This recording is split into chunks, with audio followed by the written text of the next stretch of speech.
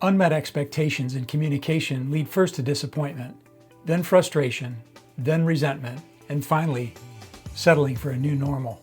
It doesn't have to be that way. That's what we're going to talk about. Let's get into it. Welcome to Leadership on the Run.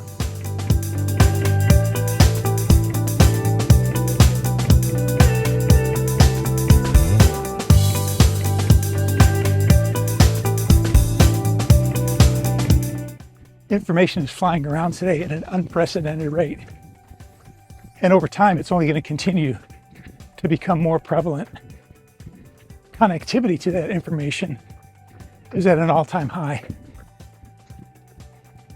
But real communication suffers. Posting information is not real communication. In order for communication to take place, we not only need to transmit information, but we need some kind of feedback to be sure that what we've communicated was understood in the way that we intended.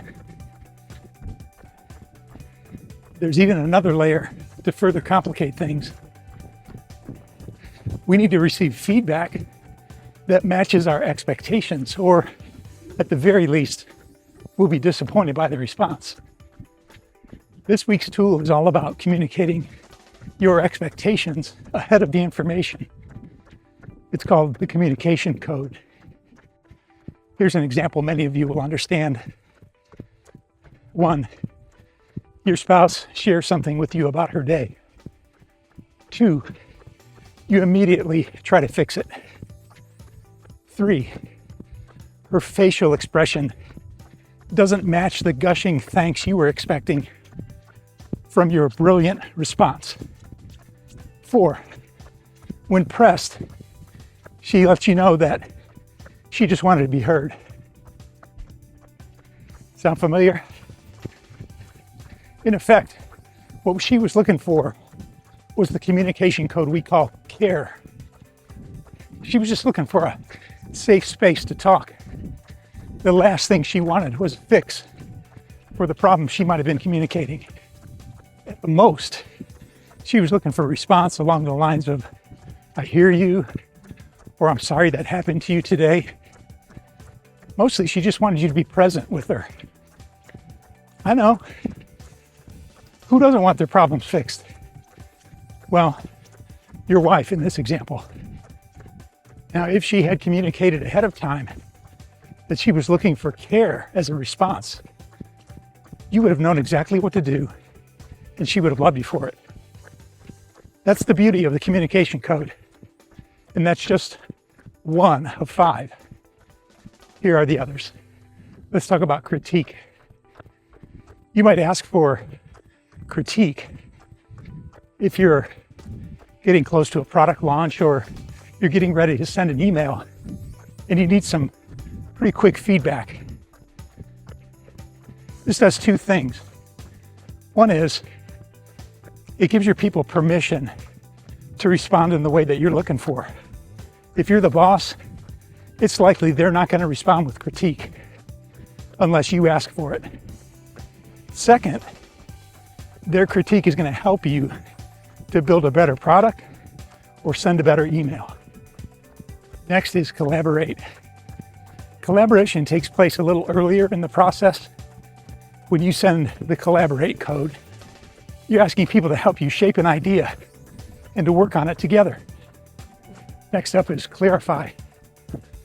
When you send the clarify code, you're asking somebody to listen to your idea and help pull the best out of you.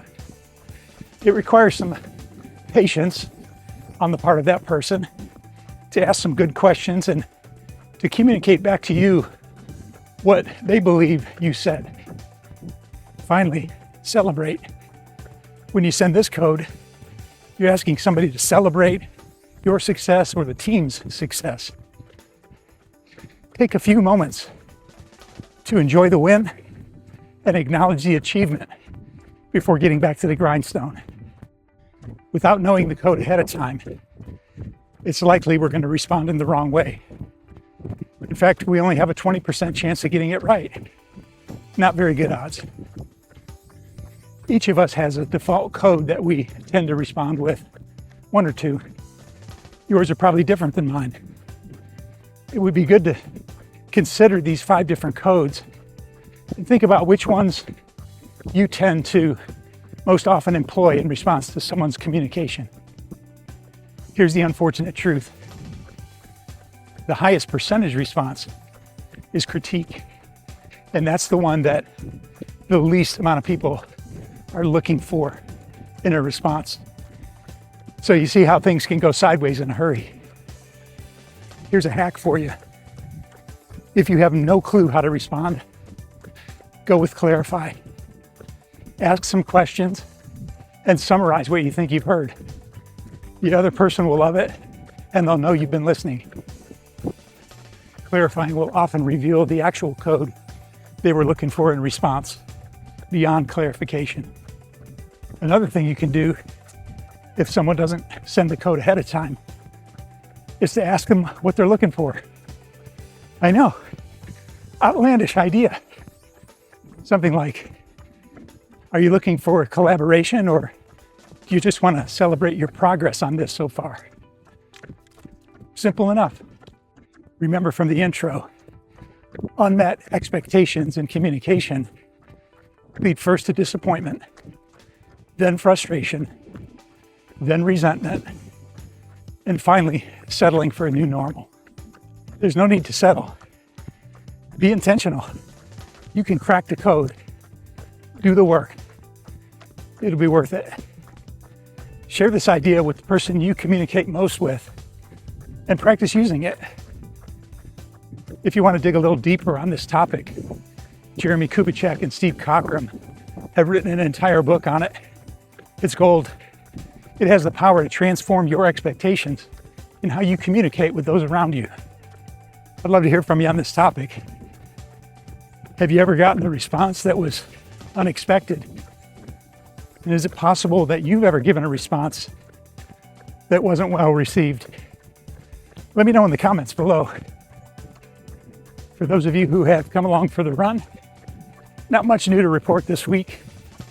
I'm still in my mini block, recovering, doing low mileage, slow and easy, tempo and interval runs.